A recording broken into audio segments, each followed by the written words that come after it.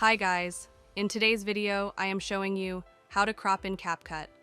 The process is straightforward and effortless, and by following my method, you can crop a picture as well as video. So the first thing is import your media in the Capcut. As you can see, I already did this. Now, the second thing is, tap on your video and drag it to the editing section and drop here. Now how can you crop it? Tap on the video and then you will see a lot of options. Here, split, delete, from these options. Tap on the last option, crop, and here you can crop your video. Take a look from the top to bottom and also on each corner of the video.